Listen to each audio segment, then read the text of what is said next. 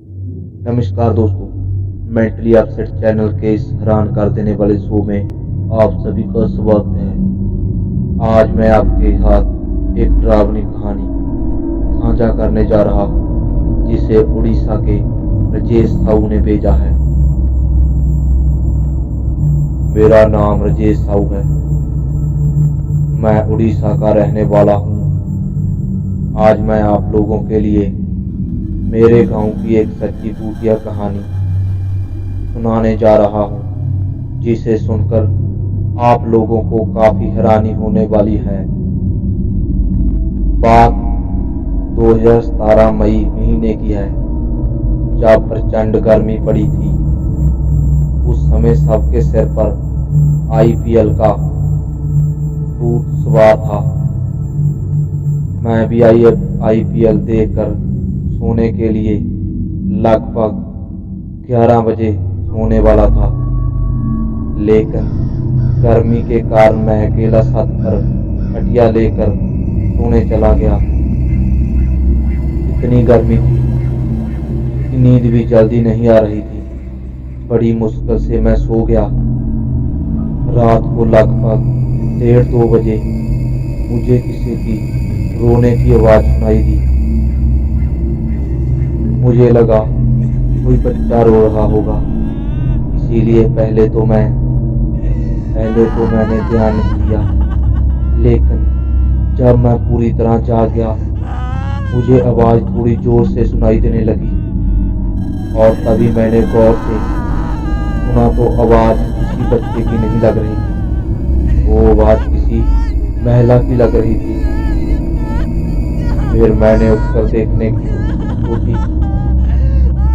अंधेरा होने के कारण मुझे मेरा मोबाइल मिल नहीं रहा था। अंधेरे में हाथ मारने के बाद मुझे खटिया के नीचे मोबाइल मिल गई, जो कि खटिया के नीचे गिरा पड़ा था। मैं उस रोने की आवाज सुनकर काफी डर रहा था। मेरा घर गांव के बाहर तरफ है, और आसपास बहुत सारे घने झाड़ियां हैं। चारों तरफ काफी अंधेरा दिखाई दे रहा था।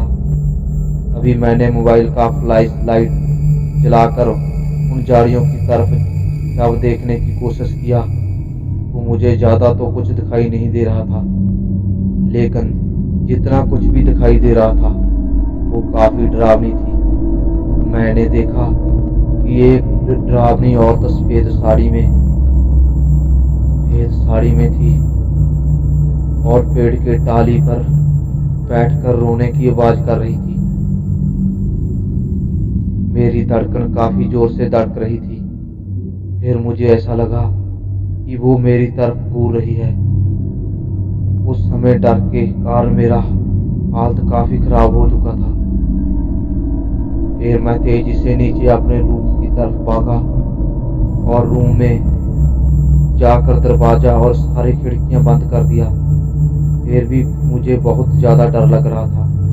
दूसरे रूम में जाके अपनी मम्मी पापा को भी बुलाने का साहस मुझ में नहीं था।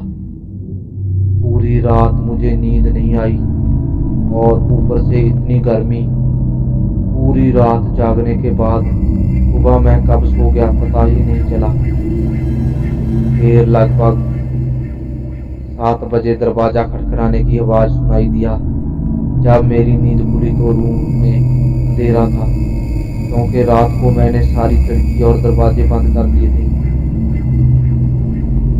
जब मैंने दरवाजा खोला तो मेरी मम्मी थी।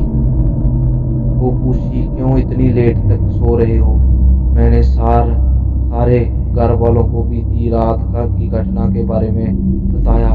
फिर पिताजी ने बताया कि वहां पर कुछ आवाज उन्हें भी बहुत बार सुनने को मिली है, और 1-2 बार उन्होंने भी उस डरावनी औरत को देखा है। आज उस बात को 2 साल से ज्यादा हो चुके हैं, लेकिन अभी तक उस रात को मैं नहीं भूल पाया, और उस दिन से मैं छत पर भी नहीं सोता हूँ। ये थी मेरी कहानी। आशा करता हूँ कि आपको सुनकर मजा और डरावना लगा होगा। धन्यवाद राजेश साहू जी, इस डरावनी कहानी को हमारे साथ शेयर करने के लिए। अगर आपको भी अपनी कहानी हमें भेजनी हो तो हमें कमेंट में मैसेज करें।